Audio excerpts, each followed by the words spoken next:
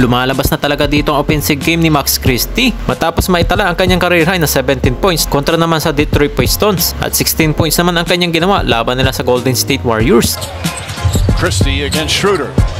Goes right at him and banks it home. Good fit. At ang malupit pa dito mga pre ay wala rin itong kakapagkaba dito sa kanyang free throw sa huling segundo ng kanilang laban. And for the season, Christie is an excellent free throw shooter. He's only taken 56. Ganyan ang isang player na hindi na pre-pressure dito sa laban at maasa nga talaga itong mga pre si Max Christie. Kasalukuyan na nga po mga pre ay meron na nga dito ang Los Angeles Lakers na 17 na panalo at 13 naman ang kanilang talo. At ang Golden State Warriors naman ay nasa linya na ng 4 Gs. Magkakaparehas na nga sila dito ng Phoenix Suns at Minnesota Timberwolves na meron ditong 15 na panalo at 14 na talo. Medyo nasa alanganin na ang Golden State Warriors ngayon habang ang Los Angeles Lakers naman ay muli ulit nakakabawi sa nakaraan na pagkakabagsak nila sa purok Gs. Ito nga sa Western Conference ng standing mga pre. Isa rin si Max Christie na talaga na mamaasahan. Sa bawat panalo dito ng team ng Purple and Gold, 16 points, 4 rebounds, and 2 assists ang kanyang ginawa sa laban nila sa Golden State Warriors. Narito naman mga pre ang kanyang highlights itong si Max Christie dahil inararo niya lang dito ang former Lakers na Dennis Schroeder at wala nga magawa dito ang Warriors guard para mapagilan nga dito si Max Christie.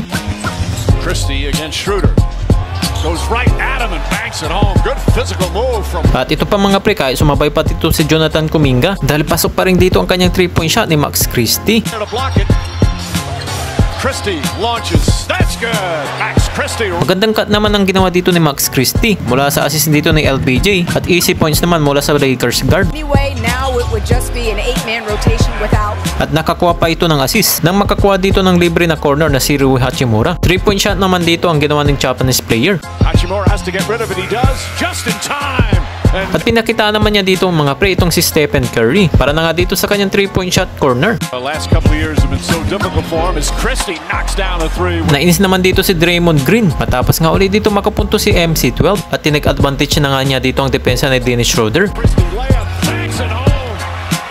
Sa natitirang last 4:20 seconds naman, dahil bola dito ng Lakers, alamang pa sila dito ng 2 points. Dahil kinakailangan na nga ditong i-foul ni Curry. Dito nga si Max Christie. At buti na lang dito walang kakaba-kaba itong Lakers guard. At naipasok naman niya dito ang 2 clutch free throw. At ito na nga mga pre, talagang maaasahan. Itong batang player na nga si Max Christie. Para na nga dito sa kanilang kupunan ng Los Angeles Lakers. Samantalang naman dito mga pre, si DeAngelo Russell ay kapansin-pansin na hindi naglaro dito. Kung kailan pa nga importante yung game. Dahil dikit dito ang standing ng Lakers at Warriors. Bago sila dito magkaharap. Dahil itong si Coach JJ Redick ay pinaupo lang ito si DeAngelo Russell. Ano kaya mga kadahilanan dito mga pre? Kung bakit nga hindi nakapaglaro dito si DeAngelo Russell? Well, ayon naman dito sa mga report mga pre. Ito nga si DeAngelo Russell ay nakakuha dito sa kanyang springtime injury. Pero bigla naman siya ditong available na inilagay. Pero sinabi dito sa report mga pre ay undisclosed. At kung paano niya nakuha dito ang kanyang injury, dito nga sa kanyang darili. Kahit mismo si Coach JJ Redick ayaw sabihin kung paano nakuha niya dito ni DeAngelo Russell ang kanyang injury. Grabe na dito mga pre, napaka-unusual na dito na nagtatago na dito ng mga injury yung mga player. Dito na lang siguro natin malalaman mga pre kung paglalaruin siya dito sa next game nila itong si Coach JJ Redick. Sa December 29 mga pre, magkakaharap ulit dito ang Sacramento Kings versus Lakers 11:30 AM dito sa Philippine time.